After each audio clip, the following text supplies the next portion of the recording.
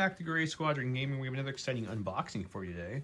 We're going to be unboxing and going through all the new missions inside the Battle Card or the Battle Deck Card Pack 2 from Atomic Mass Games. This is exciting because us Star Wars Legion players finally have a whole bunch of new missions to play with. Before I open it though, we always have giveaways on the channel. So if you haven't been watching our episodes, you should. But also, all these awesome alt arts from our promo box that we opened up in all the packs are up for grabs. So there's alt arts for the 4 characters you're seeing here.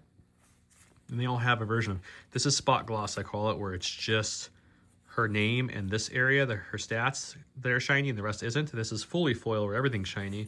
And then there's ones that nothing is shiny. So you can get different versions of each of those. The command cards are all just the same exact command cards you know and love, but fully foiled.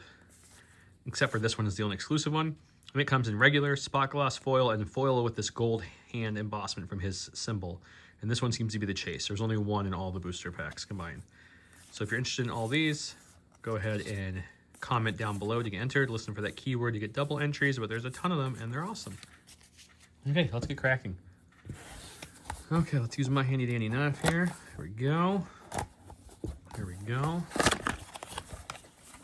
Okay, so big bag of cards. It looks like a ton, but remember this is multiple languages, so it's not going to be this many of cards. And we did see one mission and one primary mission, one secondary mission, and 3 advantages out of this pack. They gave it to us as print and plays. So there you go. So this is everything that is in English, and these are the other languages. We're going to put these to the side. We won't need those. Okay, so our first new advantage card is Command Override. Nope, this is the one that's already ground highlighted. So if you haven't downloaded the card, this is one of the ones they gave us print and play back at their last big meeting. When was that? November roughly. So this we've seen already. This is the other CIS one we haven't seen. At the start of the first activation phase, shoots up to 3 allied vehicle units. Each shows unit gains an aim token. So that's nice. Get some vehicle love there. No Time to Lose was the Rebel one we already saw and had. And the new one is Scrambled Orders. This is special rules Rebel only. During setup, place an allied comm scrambler advantage on the battlefield. Enemy units within one or more comm scramblers cannot issue orders. Enemy units gain destroy comm scramblers. So they have to be half the battlefield. They can use an action to destroy it. Otherwise, they can't be issued orders. Extreme Discipline is the new one because this is the one we already had. So Extreme Discipline says, during setup, place 2 advantage tokens on this card. When an allied unit gains 1 or more suppression tokens after the effect resolve, you may remove 1 advantage token from this card. If you do, the allied unit removes all of its suppression tokens and suffers a wound. So it hurts them, but it can make them be able to do 2 actions and be able to like move and score if needed and such. So that's pretty good. And then lastly, Republic. This is the one we had already, the one with Obi on it, and this is the new one right here, Rapid Deployment. At the start of the first activation phase, choose up to 2 allied core clone trooper units. Those units gain reinforcements. So that is our all advantage. And that's all the advantages. So 2 unique for each of the main factions. And then we have Outflank, which is the one we've had for a while now. So I'm not going to focus on that one. I'm going to focus on the new one. So let's go through them. We've got Contact, Payload, and Cauldron are the new primaries.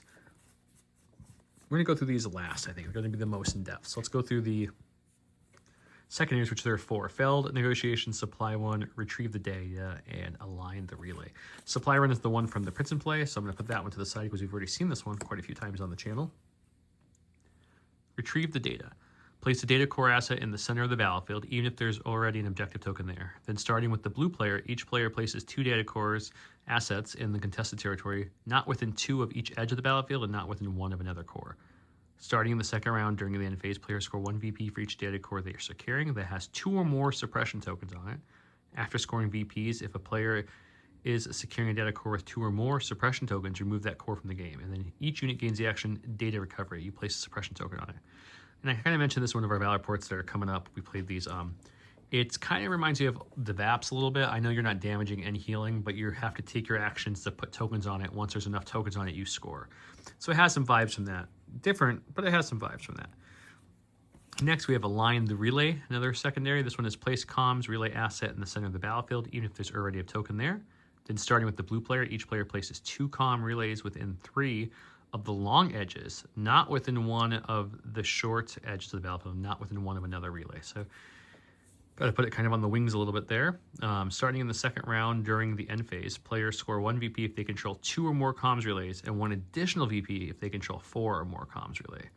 And then special rule, each unit gets aligned the relays. Choose a comms relay this unit is contesting, you now control it. So you can go up, use an action to control it, put a token on it that shows you controlled it.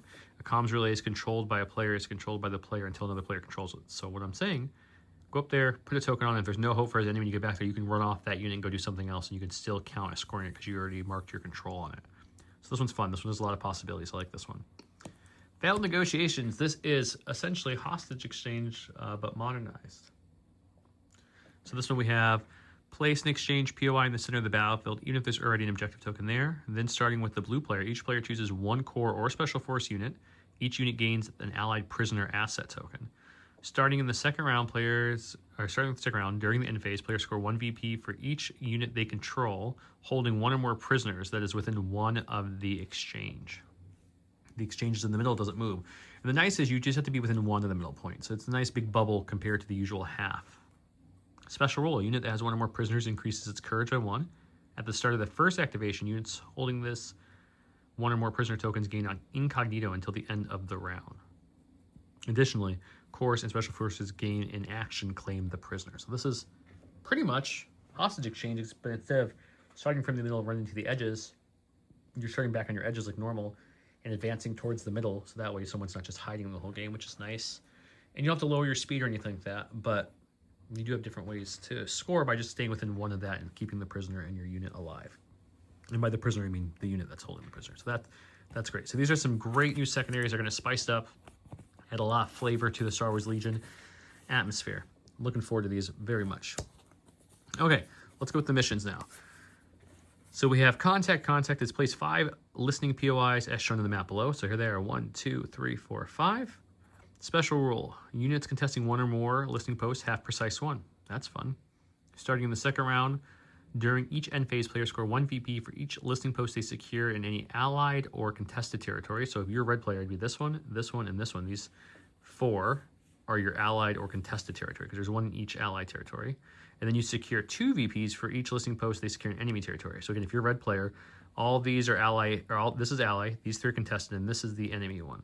So you have to control the back one that's in their deployment zone if you want to get those 2 points.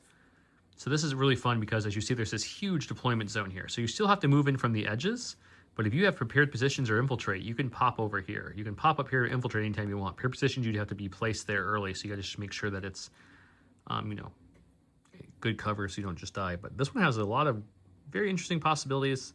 I really like the unique deployment zone. I'm not going to like marking it out because I'm lazy with my marking out, but I'm going to love being able to really play with that prepared positions and infiltrate keywords on this one. So this one looks like it's going to be a lot of fun. Next, we have Payload, which is Payload. Place 3 bomb cards as shown on the Payload map card. Starting with the second round, during each end phase, players score 1 VP for each bomb cart they're securing. Then players take turns placing that bomb cart they secured within, that is not in enemy territory, within half of its position. Starting blue player, each bomb cart we place that way once per round. After all bomb carts, if any, have been placed, players score 2 victory points if the cart is within enemy territory. So if you're a blue player and you're grabbing this one, each turn if you're securing it, you get to move it up half. If you're controlling this one, same thing, and this one, same thing. So this one's going to be fun because it's essentially old school Payload, just with instead of having to use notch bases and move it, you're just moving it within half, and you have to secure it for a point before you move it. We did play this on the channel. That video will be up in a week or 2-ish. And it was a lot of fun. And the cool thing is the bomb carts are the same size tokens as the POI, so you can still use them. Just obviously when you're moving it, you don't use the notch base part for anything. But this one's a lot of fun. This one feels like old bomb cart. I think I called it bombing run next on the channel, but it's bomb cart. Bombing run was very different. Anyways, our last one is Cauldron. This one is place 6 waypoints as shown on the map. Starting in the second round, during each end phase, players score 1 VP. Score 1 VP for each waypoint they secure in allied territory, and 1 VP for each waypoint they secure in contested territory that is within 2 of another waypoint they are securing. Additionally, players score 1 VP if they are securing both waypoints in contested territory. So in other words, let's say you're the blue player and you grab this one and you also secure this back point with a nice move. You're not going to score because they're not within 2 of each other. So you have to kind of get these 2 middle points to be able to link these together to score, because it says players score 1 VP for each waypoint they secure in allied territory. So that's easy to get these back ones. But and 1 VP for each waypoint they secure and contest territory that is within 2 of another waypoint they're securing. So you're going to have to, if you want this one, you're going to have to keep this one to be able to connect those two. You got to be within 2. And then, of course, if they are securing both waypoints to contest territory, these 2 middle points, they get an additional VP. So that's kind of fun. So you got to make sure you're building that grab. So if someone comes back here and steals your back blue point, but you have this point here, you're not going to score because you're not within 2 of each other, as it says there. So this one's got a lot of interesting possibilities. I'm excited to play this one for the first time and try that out. But yes, this is our first new set of missions. So we have, what, 4 new red, I mean 3 if you've been playing the Print to Play, but essentially 4 new main missions come in this box. You get 4 new secondary missions in this box. Again, 3 are brand new. 1 was from a Print and Play, but still all new compared to the originals. And then you're going to get, what, 2, 4, 6, 8 new advantages. Obviously, if you only play one faction, it's just 2 if you're just Republic. But if you play multiple factions, you get multiple new advantages to play with. They'll offer a lot of difference to the game. So I'm really excited to see what this does with the current meta, what this does with just for fun for casual players. A lot of possibilities here. This is a box I've been waiting for a long time. So that is the Battle Deck Card Pack 2 from Atomic Mass Games for Star Wars Legion. Check it out. And for double entries into the giveaway for all those arts, tell me which advantage or what secondary or what primary mission, which card are you most excited to try out and play? Which one do you think is going to be the best? Either one. Just put something in the comments about that. I'll give you 2 entries per comment if you mention that. Thank you guys for watching as always, and you have a great night.